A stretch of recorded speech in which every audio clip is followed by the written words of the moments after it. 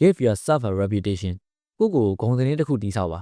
ဆိုလိုတာကတင့်ကိုတီးတန့်တစ်ခုနဲ့တွဲမြင်တာမျိုးပေါ့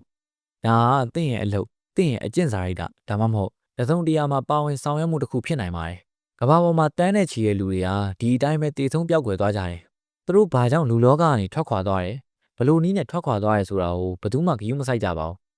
လူတွေကသူတို့တခုခုကြောင့်အတိအမှတ်ပြုထားတဲ့သူတွေဒါမှမဟုတ်သူတို့အတွက်အားကြစရာစံနမူနာရှိသူတွေကိုပဲဂရုစိုက်ကြတယ်ရောဘတ်ရဲ့အဆိုအရဘဝကိုပျော်ပျော်နေသင့်ပါတယ်တဲ့